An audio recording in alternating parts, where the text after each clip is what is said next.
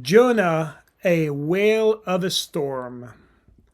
Welcome once again to all of you to my video. My name is Francois and I hope everybody is doing well. I would like to take a moment as usual to say a special thank you for subscribing, to all of you who subscribe to my YouTube channel. It is an encouragement to me to see your continued interest in studying the Word of God with me. So today we will turn to the book of Jonah and we will read one verse from the first chapter. So Jonah chapter 1 verse 12. And he, speaking of Jonah, said unto them, he said, "Take me up and cast me forth into the sea, so shall the sea be calm unto you. For I know that for my sake this great tempest is upon you."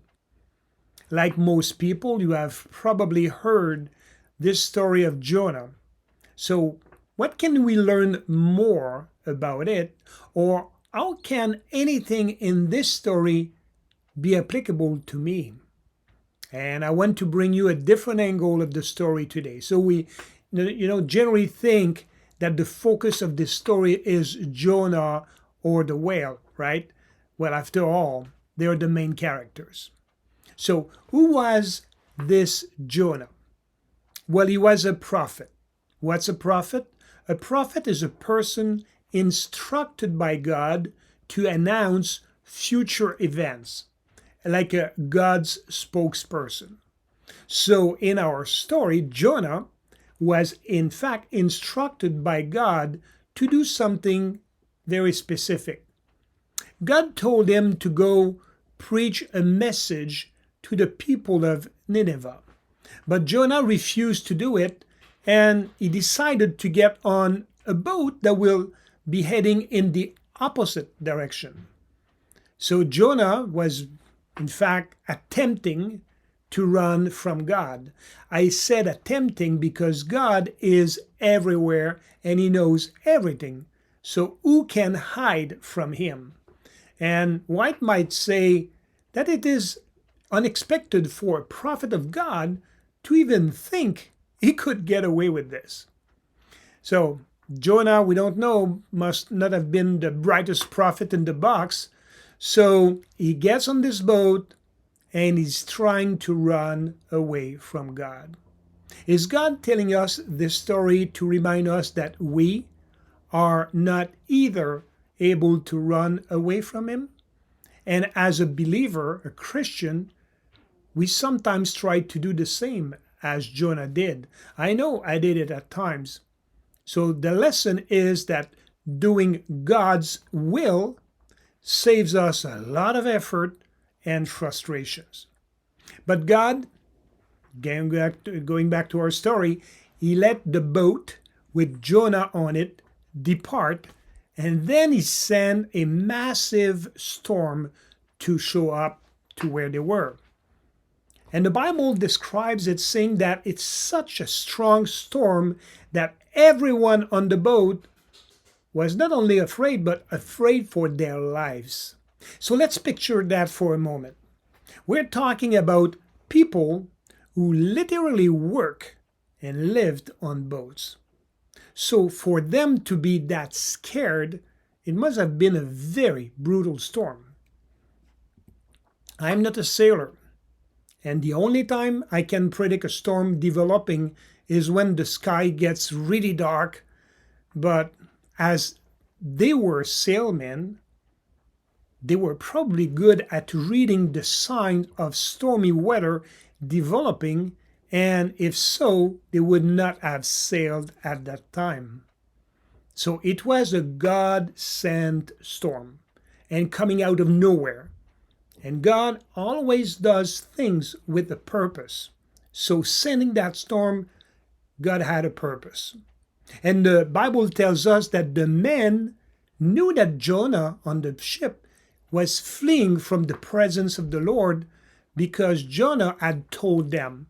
So Jonah knew the storm was caused by his fault, and because he knew that God had sent it, he knew this storm will not be going anywhere soon. So he finally resigned and owned it up.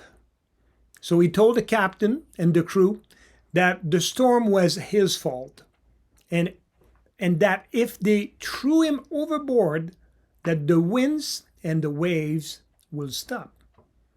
Have you ever wondered how many other people were on that boat? The Bible doesn't say, but I don't know, 30, 40 people, 50 people maybe, who knows?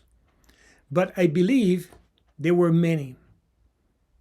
Have you ever been yourself in a storm in your life, but you could not understand why?